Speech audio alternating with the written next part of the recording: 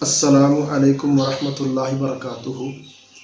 الحمدللہ رب العالمین والعاقبۃ للمتقین والصلاۃ والسلام علی اشرف الانبیاء والمرسلین، اما بعد۔ سامعین، ناظرین، آج ہم بات کریں گے روزہ اور تزکیہ نفس۔ اللہ سبحانہ و تعالی نے ہمارے اوپر جو روزہ فرض کیا ہے، قطعاً اللہ سبحانہ و تعالیٰ کا یہ مقصد نہیں کہ اللہ ہمیں بھوکا دیکھے، اللہ ہمیں پیاسا دیکھے، بلکہ اصل مقصد اور اللہ یہ چاہتے ہیں لعلکم تتقون، کہ تمہارا تزکیہ ہو جائے، تزکیہ نفس ہو جائے، تمہارا دل، تمہارا نفس گناہوں سے پاک ہو جائے، للہیت اس کے اندر آ جائے، اللہ کی فرما برداری اس کے اندر آ جائے، جیسا کہ روزے کے مقصد کو بیان کرتے ہوئے اللہ سبحانہ و تعالیٰ قرآن مجید فرقان حمید میں فرماتے ہیں، یا ایھا الذین آمنوا کتب علیکم الصیام کما کتب علی الذین من قبلکم۔ آخر میں اللہ فرماتے ہیں لعلکم تتقون۔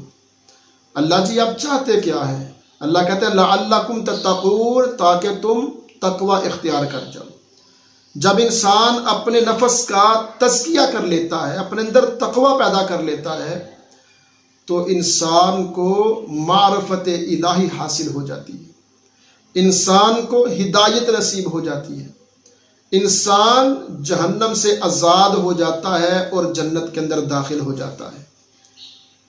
میرے اور آپ کے پیارے پیغمبر، محبوب پیغمبر، امام الانبیاء جناب محمد رسول اللہ صلی اللہ علیہ وسلم، مسند احمد کی حدیث مبارکہ ہے، اللہ کے نبی علیہ الصلوۃ والسلام اللہ سے دعا مانگا کرتے تھے، ربی اعطی نفسی تقواہا وزکیہا انت خیر من زکاہا انت ولیہا ومولاہا۔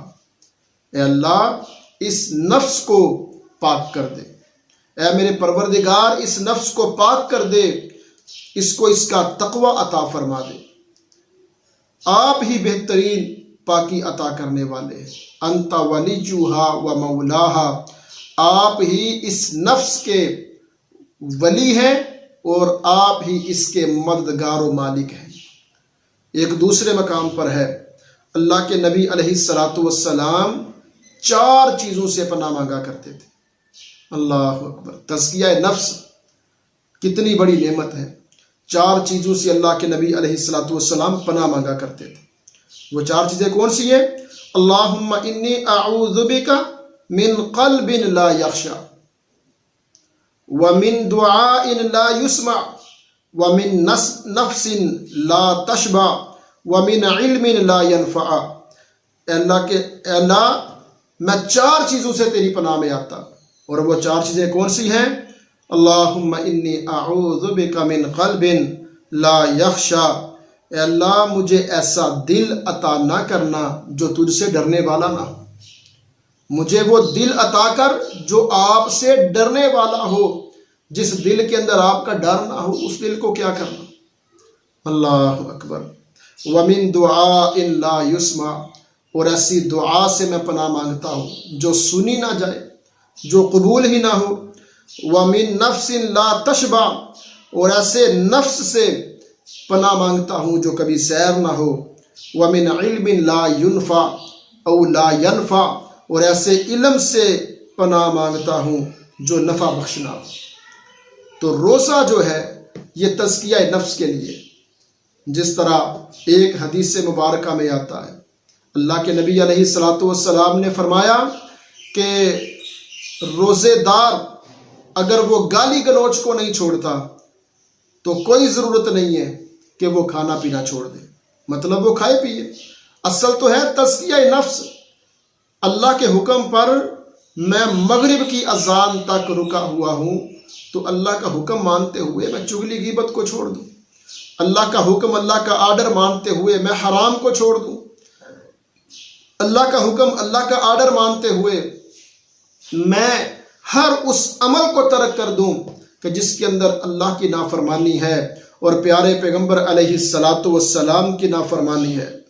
اللہ کے نبی علیہ الصلاۃ والسلام نے ایک مقام پر یہاں تک فرما دیا، رب صائم لیس لہ، اللہ اکبر، کہ کتنے روزے دار ایسے ہیں، کتنے روزے دار ایسے ہیں، لیس لہ من صیامہ الا الجوع، کہ ان کے روزے میں سوائے بھوک کے اور کچھ نہیں، بس وہ بھوکے رہے، پیاسے رہے، باقی سارے کام اسی طرح کر رہے ہیں، چگلی غیبت بھی کر رہے ہیں، بہتان بھی لگا رہے ہیں، گانے بھی سن رہے ہیں، بے حیائی کے اڈے کھلے ہوئے ہیں، جو جو اللہ کی نافرمانی ہے اس کے اندر وہ شامل ہے، مشغول ہے، تو یہ سوائے بھوک کی اس کے پاس کچھ نہیں ہے۔ وَرُبَّ قَائِمٍ لَيْسَ لَهُ مِنْ قِيَامِهِ إِلَّا السَّحَرُ، کتنے راتوں کو قیام کرنے والے ایسے ہیں کہ جو صرف جاگے ہیں، قیام کیا ہے، تھکاوٹ حاصل کی ہے، ورنہ انہوں نے اپنے قیام سے کچھ حاصل نہیں کیا، اللہ سے سچی توبہ نہیں کی، اللہ سے سچی معافی نہیں مانگی۔ تو روزہ ہمارے اندر تقوی پیدا کرتا ہے، روزہ اللہ نے اس لیے فرض کیا ہے کہ ہم اپنے نفس کا تزکیہ کریں۔ اللہ سبحانہ و تعالی ہمیں اپنے نفس کا تزکیہ کرنے کی توفیق عطا فرمائے، اور ہر قسم کے کبیرہ صغیرہ، چھوٹے بڑے، خفیہ اعلانیہ گناہوں سے اللہ توبہ کرنے کی توفیق بخشے، اور اللہ ہمیں محفوظ فرمائے۔ السلام علیکم ورحمۃ اللہ۔